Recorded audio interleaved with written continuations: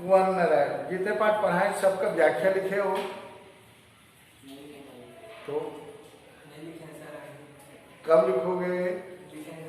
नहीं, अगले साल लिखोगे। हाँ, तो जब तक नहीं लिखोगे नंबर नहीं लेंगे।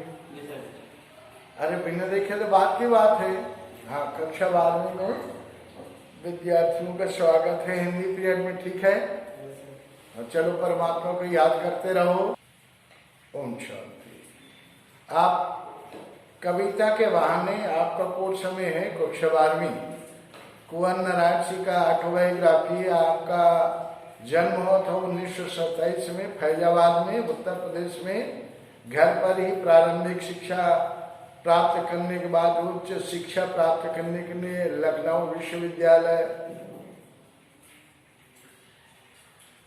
लखनऊ से यूनिवर्सिटी से इन्होंने आपने उच्च शिक्षा प्राप्त की। आप हिंदी काव्य जगत के सशक्त हस्ताक्षर हैं।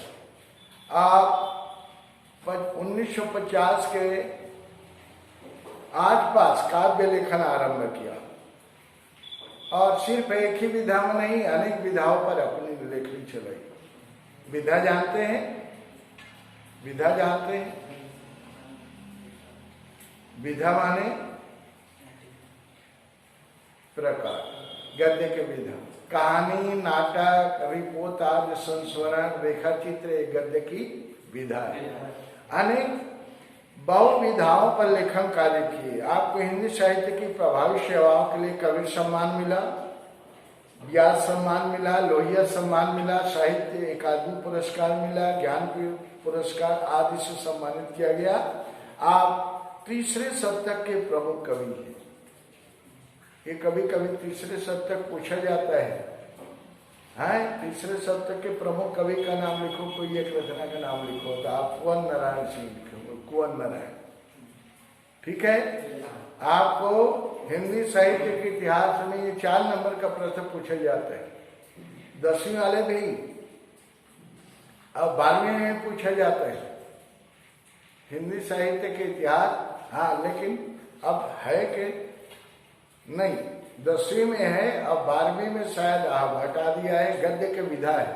कहानी, नाटक, रिपोर्ट आदि संस्मरण किसे कहते हैं, आरंभिक कहानीकार कौन है, ये आपको तैयार करना पड़ेगा। रचनाओं के नाम है काव्य संग्राम में चक्रव्यूह है, परिवेश है हम तुम, अपने सामने कोई दूसरा नहीं, इन दोनों।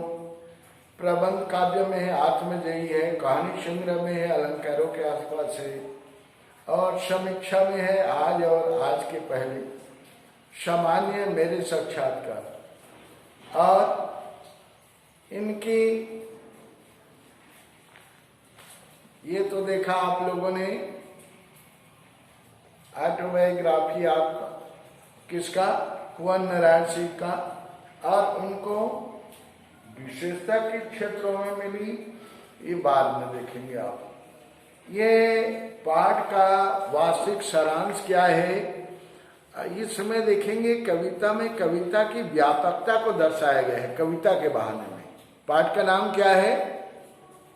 कविता के बहाने पाठ का नाम है। पाठ का नाम क्या है? हाँ, कविता के बहाने।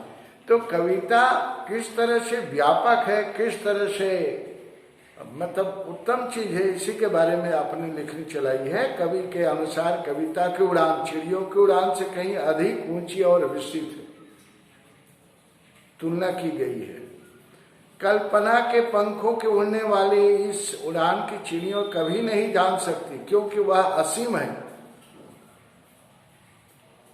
कविता का खिलना फूलों के खिलना से भिन्न है, इसको भी प्रदर्शित किया है। कविता की सुगंध और प्रभाव फूल से अधिक प्रभावी स्थायी है। फूल खिलकर मुरझा जाते, परंतु कविता एक बार विकसित होकर के अमिट हो जाते, कभी मुरझाता नहीं। कविता बच्चों के खेल के समान आनंदपूर्ण भेदभाव रहित होते हैं। पहले में चिड़िया से, दूसरे में पुष्प से, और तीसरे में कविता बच्चों के खेल के समान आनंदपूर्ण भेदभाव रहित होते हैं। 3 खंड है। कविता प्रकृति और मनुष्य के सभी सरोकारों को समेटे हुए भी इसके अधिक व्यापक, कल्पना पूर्ण, आनंद पूर्ण, प्रेरक और महान होते हैं। बस इतना बताया गया है। सरल है ना, सरल है ना। ये कविता के बहाने। अब चालू करें, सुनेंगे आप लोग। चलिए, प्रथम आवृत्ति है।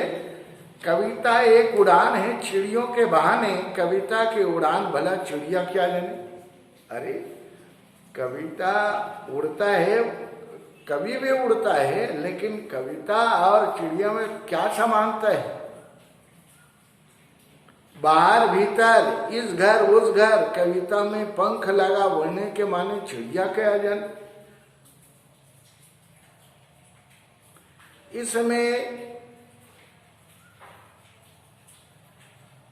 अब संदर्भ प्रसंग तो बन ही जाएगा, बन जाएगा कि नहीं। पाठ का नाम और क्या लिखते हो, कवि का नाम। उसके बाद प्रसंग में क्या है, प्रसंग में क्या लिखोगे।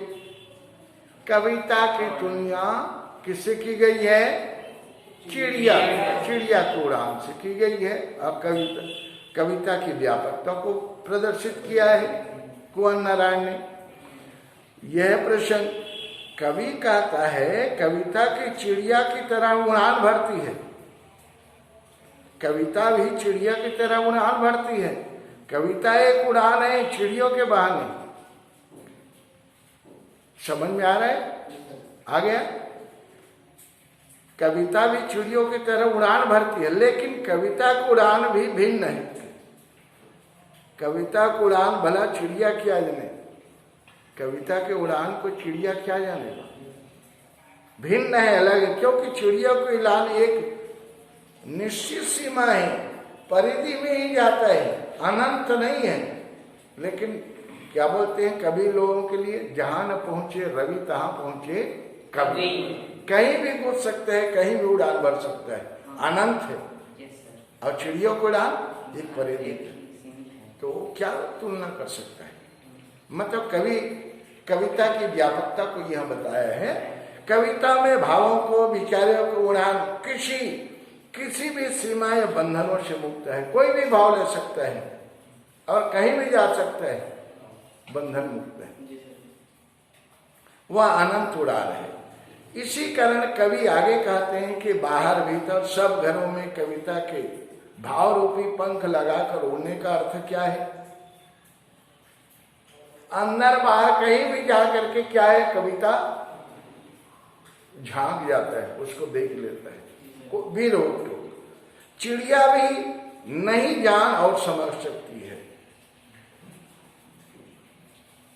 जिसको कविता जानती है उसको चिड़िया नहीं जान सके अंदर भीतर क्या है। वास्तव में कविता में कवि की असीम कल्पना के पंख लगे होते हैं। कहीं भी उड़ान भर सकता है, कहीं भी जा सकता है, अनंत है। कल्पना को उड़ान भर सकता है, ठीक है। और अतः कविता के पंखों की समानता चिड़िया के पंख नहीं कर सकते। मूल बात है, कर सकते हैं।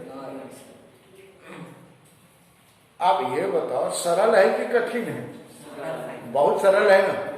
अब इसी में प्रश्न पूछा है, अर्थ ग्रहण संबंधी प्रश्न पूछा है। आप लोग सब लिख रहे हो, चालू किए हो कि नहीं किए हो, डरना मत। तो दोनों खंड लिखते हो ना, अर्थ ग्रहण संबंधी और काव्य सौंदर्य संबंधी। कि अर्थ ग्रहण संबंधी प्रश्न लिख करके आप सौंदर्य बोध वाला समाप्त कर देते हो। लिखना है, ठीक है ना, बहुत थोड़ा कोर्स है। काव्यांश से संबंधित कवि और कविता का क्या नाम है। संबंधित कवि और कविता का नाम लिखिए। कवि कौन है, कुंवर नारायण, सीए नहीं है। और कविता का नाम, कविता का वाहन। कविता चिड़िया में क्या संबंध है, काव्यांश के आधार पर लिखिए, बन जाएगा। अरे चिड़िया क्या तुलना कर सकता है कविता का। चिड़िया क्या नहीं जानती है, अंदर भीतर क्या भाव है। कविता का भाव अनंत है, वे चिड़िया क्या जान सकती है। कविता को उड़ान, चिड़िया को उड़ान में क्या अंतर है, इस पर दोनों में अंतर है। अंतर है ना, बनेगा ना। और दूसरा प्रश्न है सौंदर्य बोध वाला, काव्यांश के भाषा सौंदर्य पर प्रकाश डालिए। चिड़िया क्या जाने कविता का उड़ा, क्या जाने प्रश्नवाचक चिन्ह है, प्रश्नालंकार है कि नहीं? प्रश्न के द्वारा ये आगे बढ़ा रहे हैं कवि महोदय अपनी बात, अपनी भाव को। तो चिड़िया क्या जाने में कवि ने प्रश्नालंकार का प्रयोग किया है। भाषा में तुकबंदी बहाना, तुकबंदी जो आखिरी में मिलता है तुक, उसको तुकबंदी बोलते हैं। जानो मानो आखिरी में आता है ना, उसको तुकबंदी बोलते हैं। जाने या युग्म शब्द जैसे इस घर उस घर, बाहर भीतर आदि के प्रयोग से विशिष्ट सौंदर्य आ गया है। अच्छा लग रहा है कविता, सुंदर लग रहा है। साहित्यिक खड़ी बोली में भी समान रूप से प्रचित होने वाले शब्दों के प्रयोग के कारण कविता अपने उद्देश्य में सफल हुई। और काव्यांश में अलंकार योजना के बारे में लिखिए। कविता में पंख लगा उड़ने के माने चिड़िया क्या जाने पंक्ति के भावगत अर्थ पर अपना विचार प्रकट कीजिए।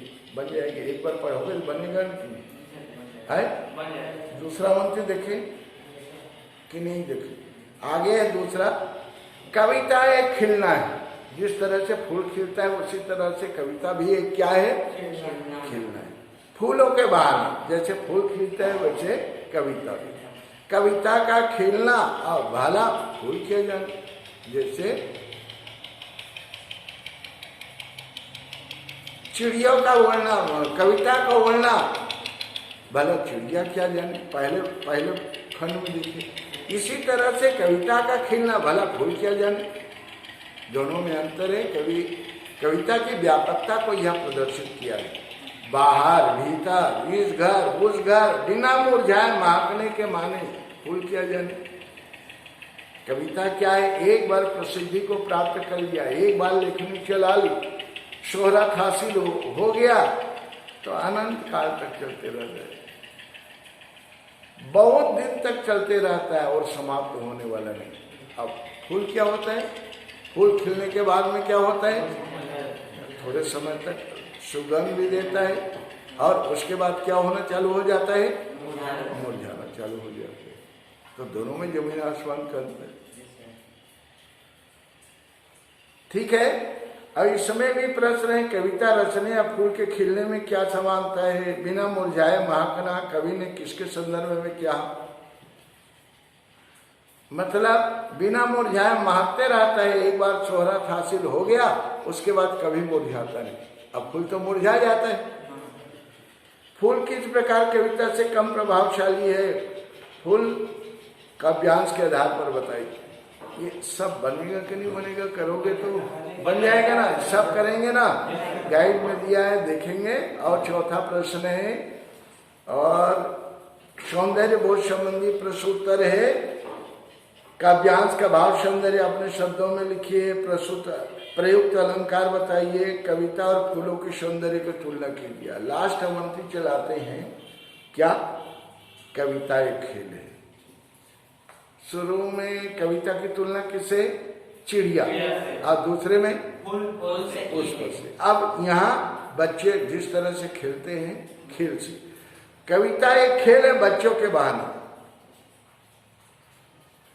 बाहर भीतर, या घर वह घर, सब घर एक कर देने माने बच्चा ही जाने।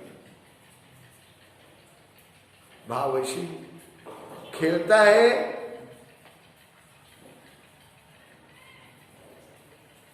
निश्चिंत भाव से खेलता है। का अपना क्या पराया ये नहीं देखता है। कविता भी वैसी है। कवि कहता है जिस तरह बच्चे कहीं भी किसी भी तरीके से खेलने लगते हैं और क्या करते हैं, आपस में घुल मिल जाते हैं। मिलते हैं कि नहीं मिलते हैं? उसी तरह कवि के लिए कविता खेल के समान होती है। बच्चों के खेल की तरह कवि के हृदय के भाव कल्पना में घुल मिलकर कभी भी कहाँ भी कविता के रूप में प्रस्फुटित होने लगते हैं। कोई भी भाव आ जाता है। बच्चों के खेल की भांति अपने पराये के भेद से परे कवि की कविता होती है। अपने पराये सबके लिए समान होता है कविता। कवि अपने शब्दों से आंतरिक बाह्य संसार के मनोभाव को शब्दवाणी प्रदान करता है। वह बच्चे सम लापरवाह होता है, अतः कविता बच्चों के खेल संबंधन से परे होती है। उसमें सीमा होता है, लेकिन कविता में सीमा नहीं, बंधन से परे होता है। कविता बच्चों के समान एक दूसरे को जोड़ती है। ठीक है, इसमें है बच्चों के बहाने कविता को एक खेल क्यों माना गया है। कवि के अनुसार कविता क्या है, बच्चा क्या जानता है, वाक्यांश के आधार बच्चों के बहाने कविता को एक खेल क्यों माना गया है। क्यों माना गया है? कवि ने बच्चों के बहाने कविता की विशिष्टता को उजागर किया है। जिस प्रकार बच्चों में असीम संभावना छिपी होती है, ठीक उसी प्रकार कविता में भी असीम संभावनाएं निहित होती है। बच्चा खेल खेल में अपने पराये का भेद मिटा देता है तथा सभी के साथ आत्मीयता का प्रदर्शन करता है। इसी प्रकार कविता भी किसी के साथ भेदभाव लिए बिना प्रेम और अपनापन का संदेश देती है। अरे एक बात पढ़ोगे सरल है, बनेगा कि नहीं बनेगा? 10वीं कक्षा तुम लोगों के लिए कठिन था, 11वीं कठिन था, 12वीं एकदम सरल। सही है, एक बार पढ़ोगे आप ठंडे दिमाग से, अर्थ ग्रहण संबंधी और सौंदर्य बोध वाला सब बन जाएगा। इस तरह से 3 बिंदु है। चिड़ियों से कविता की तुलना की गई और उसके बाद पुष्प से, उसके बाद अब इसी का प्रश्न उत्तर है। पाठ से है, पाठ से आगे है, भाषा के बारे में है और कुछ करेंगे। एक पाठ से